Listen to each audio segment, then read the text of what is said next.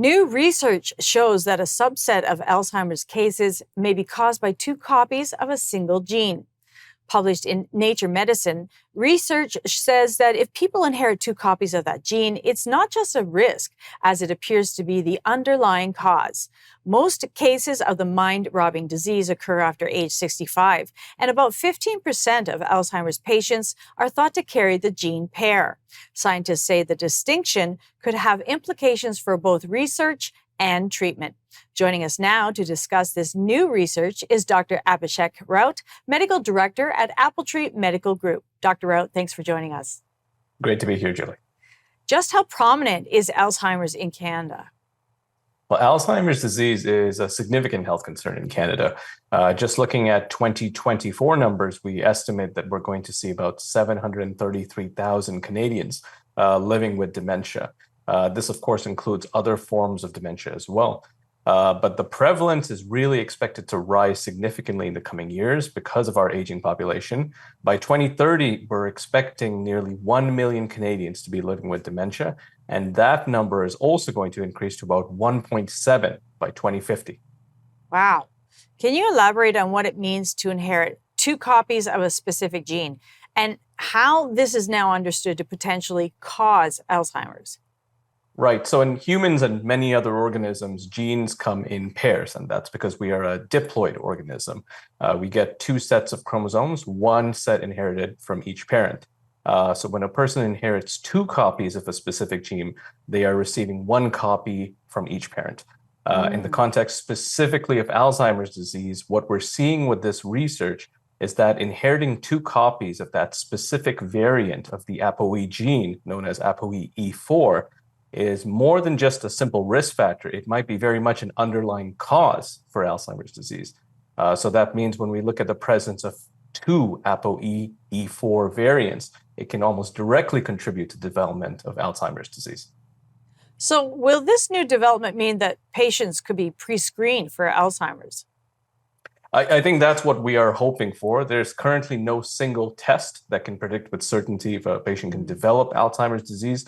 We as physicians, we use a combination of methods to diagnose, including the medical history, neurological exams. We do cognitive and functional testing as well. And oftentimes we'll also need to do brain imaging. But with the understanding of this gene, it may certainly be possible in the future to look at more precise screening methods for Alzheimer's. And what does this mean for the potential to treat Alzheimer's or potentially prevent it even? Could this lead to medical breakthroughs? Yes, I think we're very excited about this. This breakthrough of the ApoE4 gene causative nature means we can look at targeted treatments potentially. So looking on how to focus specifically on maybe minimizing that gene variant. We could look at preventive strategies, so identify people who have the ApoE4 gene and provide them with targeted therapies as well. And of course, look for new therapies, maybe treating cells with extracholine, which is something that could reverse many of the effects of the ApoE4 gene. So definitely, we're quite excited to see what potential interventions can come from this discovery. And on that point, what else do we know about what works for treating and preventing the disease? Well, currently we use some medications like donepezil, galmentine, and rivastigmine. And what these medications do is they really boost the performance of chemicals in the brain. And so they help carry that information from one brain cell to another. We also know that there are certain other activities that can be helpful. Good blood pressure management, increased physical activity, and cognitive training is very helpful. But we have yet to see a treatment that would make a huge, profound, almost curative difference when it comes to Alzheimer's dementia. Also, what can Canadians do to best support those in their lives who are diagnosed with Alzheimer's?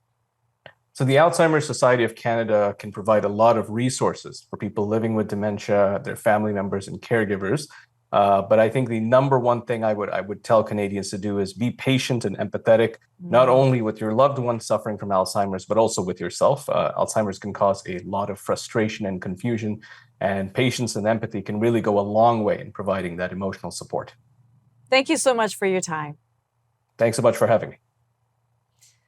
Coming up after the break, we'll be diving into today's top international headlines. Russia launches over 50 missiles and drones targeting Ukraine's power grid. TikTok's parent company, ByteDance, opens up a legal fight with the U.S. government. And AstraZeneca asks the EU to pull authorization for its COVID-19 vaccine. We'll have these stories and more news from around the world when we return. So stay with us. We'll be right back after the commercial break.